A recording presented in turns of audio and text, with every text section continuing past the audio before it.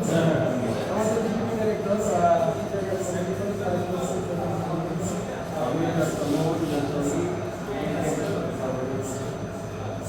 এটা আমাদের স্যার বাইরে আমরা ক্যামেরায় এবং মেরামত করার জন্য যে আমাদের সেগুলো আছে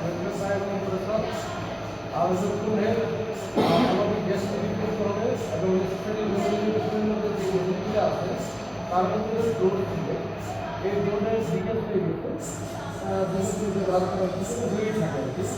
আমাদের বাইরে কিছু নয়েজ আসবে সেই নয়েজ আসার কাছে আমাদের ইমেজেস অ্যাম্প্লিফায়ারের যে ইমেজিং আপনি সেই ছবিটিতে ভালো হবে এই ক্যামেরাগুলোর ক্যারেক্টারিস্টিক ছিল রুমের ভিতর সব থাকবে বিশ্বের কোনো নেটওয়ার্ক পাবে অর্থাৎ আমি যদি মোবাইল থেকে নেটওয়ার্ক জিরো হয়ে যাবে নেটওয়ার্ক থাকলে খুব দ্রুত ব্যাটারি সেভ তো ক্যামেরা রিমেট করতে গেলে প্রথমে একটা মোবাইলকে ফ্লাই মোডে দিচ্ছে ফ্লাই মোডে দেওয়ার পরেও ব্যাটারি খাওয়া হয় তাহলে এটা এতটা ইম্পর্টেন্ট জিনিস এটা পুরোটা এখানে সেই এই জায়গাতে সিগন্যাল চলে মোবাইল একটা রেডিও ছিল এখন এর ভিতরে আমরা ভিতরে আপনার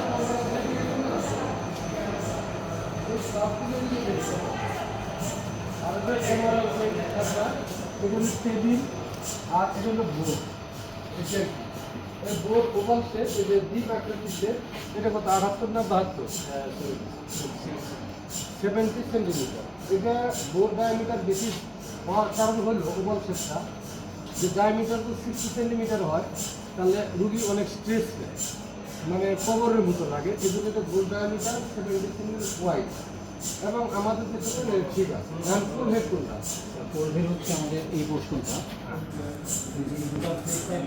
এই পোর্শনটা হচ্ছে ফুল হেড এখানে গতির পর্যন্ত আচ্ছা এটা ফুল হেড শব্দের অর্থ এর মধ্যে হিলিয়াম থাকে ফুল হেড হলো যে হিলিয়ামকে কম্প্রেসে পাম্প করে এর মধ্যে ফুল হেডের মধ্যে দুটো অংশ আছে অ্যাকুমুলেটর আছে একটা তারপরে কম্প্রেসর আছে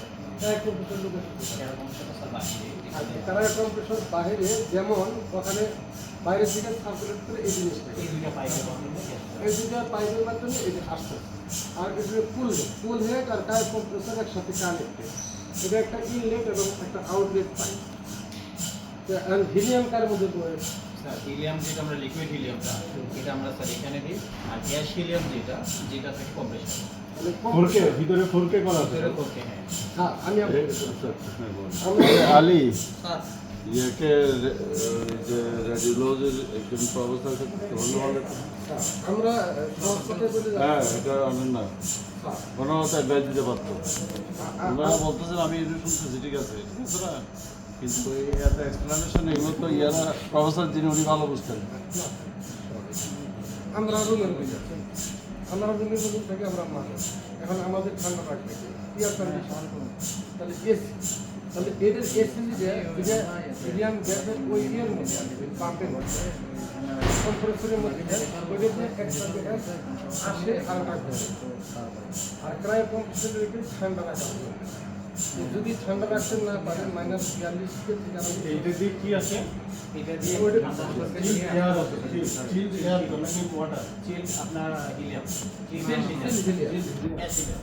আর সিলার এখানে আছে সিলারের ক্যামেরা রুম আছে এই কম্প্রেসর থেকে আছে চিল মানে এমনি যদি এটি খুলে দেওয়া যায় একটা জিনিস হলো এটা শুধু এমআরআই এর জন্য সিল কম্প্রেসর আমরা বলি যে এত সিলিন্ডার হিলিয়াম গ্যাস পোর্ট ওইটা কম্প্রেসরের মতো আর সিল ওয়াটার যেটা সিল যেটা আছে সেটা রুমের তাপমাত্রা অবস্থা করা মানে হিলিয়াম ক্যাপাসিটি যেটা সেটা এর ভিতরে থাকে না হিলিয়াম ক্যাপাসিটি লিকুইড যেটা এটা এখানে কাজ করছে এখানে কিন্তু যদি খুলে রাখি তাহলে 5% বয়েল হয় টোটাল যদি খুলে দেয় তো 5% বয়েল হয় এই 5% এয়ারের মাঝে আবার রিসাইকেল হয়ে আসে তাই তো না না এখানকার বয়লে ওইটা আমি যখন দেখছি এখানকার না অন্য জিনিস পরে বলবো না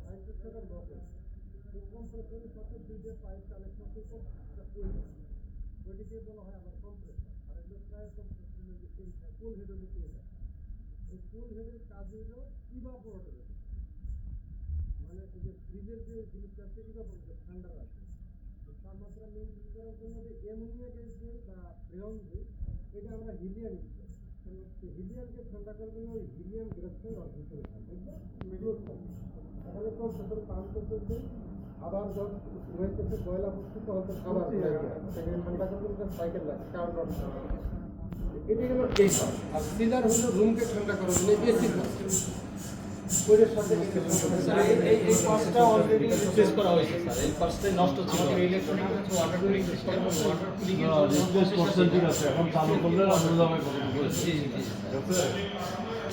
তাহলে এই যে কুল হেড যেটা বলে এই কুল হেডটা যদি না থাকে বা কম্প্রেসর যদি না থাকে আমাদের মূল সমস্যা ছিল এই জায়গায় যে আমরা করছি যে 5 বছর ধরে গ্যাসের কথা বলছি কিন্তু গ্যাসটা সংরক্ষণ করবো তখন যদি কুল হেড কুল হেডের কনফিগারেশন হয়েছে যে 40,000 থেকে আরম্ভ করে 60,000 ঘন্টা দেওয়ার পরে এই কুল হেড চলছে। আমি এমআরআই যতক্ষণই অপারেট করে মিনিমাম 40,000 ম্যাক্সিমাম 60,000 ঘন্টা কার্যকর। তারপরে এই কোল হেড যদি আমি রিপ্লেস না করি, আমি রুগী দেখে না করি, তাহলে সেক্ষেত্রে লিকেজ হবে স্ট্যান্ডার্ড মেনে করে যাবে। এই কোল হেডটা লাগাইছে আর কম্প্রেসর লাগাইছে ওরা একটা হিলিয়াম দিয়ে এই মানে ম্যাগনেটকে জীবন্ত রাখছে, তার মানে এই ম্যাগনেটটা সিজ হয়ে যাবে। এখন মোদ্দা কথা এইটুকু তারা ব্যাকআপ দিয়ে রাখছে অ্যাকসেপ্টেবল।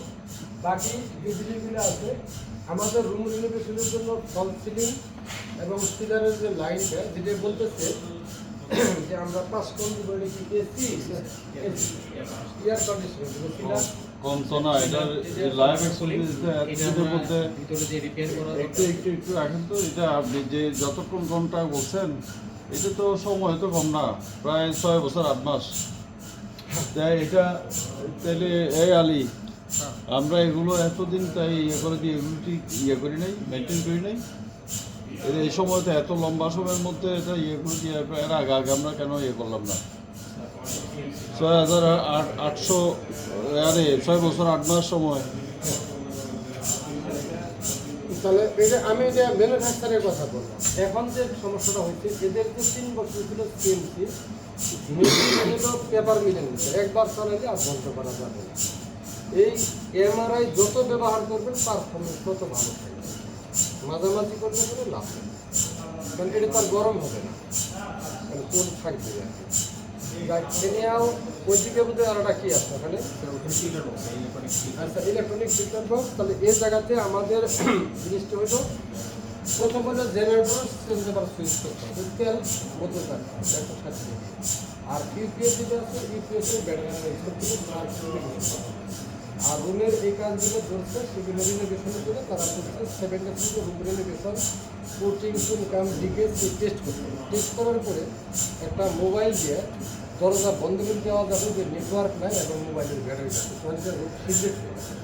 এরপরে সিলার যেটা আছে সেটাকে ওয়াটার সিলার দিয়ে ঠান্ডা করবে আর একটা সেন্টার রেখে দিবে যেটা দিয়ে ডাক আসবে 5টা। এটা স্যার অলরেডি ডাক করা মানে ডাকতে পয়েন্ট করা আছে, ডাকটা আমরা চেঞ্জ করে দেব। এই যে ডাকের পয়েন্ট আছে হ্যাঁ এই উদ্যোগ হচ্ছে এটা। হ্যাঁ এই দিকে এই যে ডাকের একটা পয়েন্ট করা আছে এটা দিয়ে আপনি এসি কিন্তু এসিটা ভিতরে দিলাম না কেন এখন উত্তর কি স্যার এসিটা ভিতরে দিলাম না কেন, কারণ আপনার ম্যাগনেটিক একটা ফিল্ড আছে। এখন এই কম্প্রেসার হচ্ছে আপনার স্যার আউটডোর ইউনিটগুলো আমরা এক্সপ্রেস ফিল্ডের বাইরে দিই, এটা এর জন্য ম্যাক্সিমাম 20 ফিট দূরে আমরা আউটডোর ইউনিটটা দেওয়া লাগে। এটা হলো স্যার 12 মিটারের মধ্যে যদি কোনো মেটাল আসে তাহলে ম্যাগনেট দিয়ে রেখে দিই।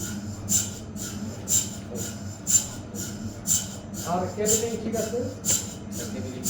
আচ্ছা এই কেবলিংগুলো ফিটিং করে এটা আবার কালার করে দিয়ে মোটামুটি স্যার আমাদের কাজের মাস কিছু বলবো তোমার মতামত। রাহুল বলো। রাহুল কোথায়? কাজল বাবুর দিকে বলেন আপনার আন্ডারস্ট্যান্ডিং এ বলেন যে কী কী কাজ রাহুল কী কী কাজ করতে হবে সামাজিক করো সামাজিক করো কাজ তো স্যার আজকে আমরা এসে হচ্ছে দেখলাম যে কোম্পানি হচ্ছে কাজ করতেছে এবং তারা অলরেডি ব্রিফ করছে যে তারা মেশিন পার্টের অনেক উল্লেখযোগ্য কিছু কাজ তারা করছে, এখন হচ্ছে রুম রেনোভেশনের কাজগুলো চলতেছে, প্লাস হচ্ছে জেনারেটর আর ইউপিএস এর কাজ আছে। আর ওনারা ডেডলাইন দিচ্ছে যে মার্চের 10 তারিখ নাগাদ হচ্ছে হিলিয়াম তারা রিফিল করবে, এরপর আর হয়তো 2 থেকে 3 দিন লাগতে পারে। তখন আমরা ধরা যায় যে মিডল অফ দ্য মার্চ, আমরা কোম্পানি কথা অনুযায়ী আমরা বলতে পারি যে মিডল অফ দ্য মার্চে হয়তো আমরা হয়তো রোগী সেবায় এই হাসপাতাল দীর্ঘদিন পর হয়তো এমআরআই থেকে রোগী সেবা পেতে পারে। আচ্ছা, আমি বিডারদের কাছ থেকে বা সরকার এই থেকে কমিটি থেকে আপনি যে কাজটা আছে ইউপিএস কয়দিন সময় ইউপিএস এসি সব একসাথে সব হয়ে যাবে। শেষ সময় ইউপিএস কি কমপ্লিট ইউপিএস এসি এটা হচ্ছে আজকে তো 25 তারিখ, আমাদের হয়তো 1-2 তারিখের মধ্যে উঠবে, ঠিক আছে। আর রুম রেনোভেশনটা কবে শেষ রুম রেনোভেশনটা already carpenter on the way আসতেছে এখানে। আমরা এতদিন কেন করি না, জাস্ট এই সার্ভেটার জন্যই করি না, যে বর্তমান সময়ের অবস্থাটা আপনাদের দেখানোর জন্য। জাস্ট আজকের থেকেই শুরু হয়ে যাবে যে ফিজিক্যাল কাজগুলো। এই রুম রেনোভেশন শুরু করে এইটা তার সময় লাগবে, কারণ রুম রেনোভেশনের রঙের এই কাজটা আছে পুরো 7 দিন ধরে হয়ে যাবে। জেনারেল সাথে যে কানেকশন তার থাকবে এটা তো এইটা স্যার প্যারালালি চলবে স্যার, এটা কয়দিনের মধ্যে হবে? এটা স্যার 5-7 দিনের মধ্যে সব রেডি হবে। শুনেন, বিভিন্ন সেক্টরের এই এরা লোকজন ইঞ্জিনিয়ার সবাই যে কাজ করবে, এখানের মধ্যে আপনাদের কিন্তু প্রপার একজনকে সুপারভিশনের দায়িত্ব থাকতে হবে। কারণ এখানে সমস্ত পার্টসগুলো আপনারা আগেই ফিট করেছেন, কিন্তু এখানে অনেক মূল্যবান জিনিস আছে। একটা জিনিসের যদি এখান থেকে লস হয়ে যায়, আবার কিন্তু দেখা যাবে কি আপনি চালু করার আগের দিন দেখা যাবে কি একটা জিনিস নাই। এটা যাতে কোনো ধরনের অভিযোগ যাতে আবার আমরা যাতে না করি। আমাদের টেকনিক্যাল সাজেশন আছে। আচ্ছা, স্যার বললেন আমার করে বললেন যে পার্টস আগে চেঞ্জ করা হয়েছে, পুরাতন পার্টসগুলো কোথায়? আচ্ছা, স্যার এই পার্টসগুলো যে পার্টসগুলো মানে প্রতিস্থাপন করেছে ওগুলো একটু আমরা দেখব। আমরা যদি নতুন লাগাইছেন পুরাতন আমরা দেখবো এই একটা জিনিস। আর স্যার তো মূল্যবান কথা বলছে যে এই রুমের চাবি ঠিক করে রাখিছে। এই রুমের চাবি স্যার আমাদের সাইজ স্টেট আছে, যেহেতু ফোর হেড মনিটরিং করা লাগে, এটা তো 1 সেকেন্ডের জন্য। আমি যে চেষ্টা করলাম রুমের নিরাপত্তার জন্য আমি নিজেকে হাসপাতাল থেকে মনিটর করলাম, দুজনের সুপারভিশন মনিটরিং করবেন, একসাথে যদি কাজটা সুন্দর হয়। খুবই ইম্পর্টেন্ট কথা, এখন একটা দামি স্পেয়ার পার্টস মানে মনে করেন সরে যায় তাহলে দ্বিতীয়বার আবার ঝামেলা হবে। আর আমরা দেখলাম অনেক ফুল হেড এবং প্রায় কম্পিউটার লাগানো হয়েছে, আর ভিডিএম আপাতত আছে। এখন নেক্সটটা এনার্জাইজ করা হয়েছে, এনার্জাইজ করবেন ভিডিএম আসার সাথে। আর আমরা পুরাতন স্পেয়ার পার্ট দেখব, সাবস্টেশন জেনারেটর আছে স্ট্যান্ডার্ড অফ দ্য পিডিপি বা অন্যান্য রেগুলেশন করবেন 440 ভোল্ট। মিডিয়াম লেভেলটাও তো মনে একটু দেখতে মিডিয়াম লেভেলটা আমরা দেখবো কতটুকু আছে। আর যে পার্টগুলো রিপ্লেস করছেন সেই পার্টগুলো আমরা পুরাতন পার্টগুলো নতুন দেখবো। আর বর্তমানে 80টি পার্ট দিকে থেকে মিলিয়ামটা বাইরে থেকে আসবে, আর বাকি সব লোকাল আইটেম। তাহলে আমরা বলছি যে স্ট্রাকচারাল গত ব্যাপারে room renovation, battery change situation এবং জেনারেটর লাইন দেওয়া। আর মেগনেটটা মোটামুটি সব কিছুই আপাতত রেডি আছে। রুম রিনোভেশনের পরে মিডিয়ামটা আসলে ফাইনালি এটাকে এমআরআইটাকে স্ট্যান্ডার্ডাইজ করে ফিটিং করে মেশিনটা চালু হবে। এতে তারা সময় নিচ্ছে যে 15 মাস। 15 মাসের পরে আমাদেরকে আর সময় দিতে হবে। আমাদের দেশে লিমিটেশন আছে যে হিলিয়াম গ্যাস যখন ইম্পোর্ট করতে হয়, হিডা নামে আমাদের সংস্থা আছে, বাংলাদেশ ইনভেস্টমেন্ট ডেভেলপমেন্ট এজেন্সি বা ইনকাম ট্যাক্সের যে সমস্ত লোক আছে তাদের টেকনিক্যাল কিছু ইস্যু আছে যে হিলিয়ামের বয়লার বা নিরাপদে ইম্পোর্ট করা এবং এমআরআই বা লাইফ সাইকেলের যে যন্ত্রপাতি আছে, মেডিকেল ডিভাইসের রেগুলেশন এখানে আমরা সঠিকভাবে আমরা যাওয়ার এবারে পৌঁছাতে যে ব্যাংকে কাজ করছে, এদের রেজাল্ট আমাদের হার্ট বাম ভ্যাকসিন বা অন্যান্য আনুষঙ্গিক যে জিনিস আছে তাদের এইচের যে কোড আছে সেগুলো সম্পর্কে তারা ট্রেন নেয়। আমি আশা করি এই সমস্ত জায়গায় দেশের অনেক জিনিস রেশনিং হচ্ছে, সে জায়গাতে যদি ইঞ্জিনিয়ার রাখা হয় তাহলে এগুলো সারানো সহজ হবে। আমি দীর্ঘ 25 বছর চাকরি করে বুঝছি যে এয়ারপোর্টে ট্যাক্সে বা কাস্টমসে যে জনগণ নিয়োগ দেওয়া হয় তার মধ্যে দুবার কোনো ইঞ্জিনিয়ার দেওয়া হয় তাহলে হেসেলফুল হবে। সবাইকে আন্তরিক ধন্যবাদ, সবাইকে সহযোগিতা করার জন্য, বিশেষ করে ডেপুটি ডাইরেক্টর মহোদয়কে, আমাদের এসপিও এবং রাহুল ভট্টাচার্য আছেন, সবাইকে সহযোগিতার জন্য আমি আন্তরিকভাবে কৃতজ্ঞ এবং সবাই কামনা করি। আমাদের জীবন সুন্দর হোক।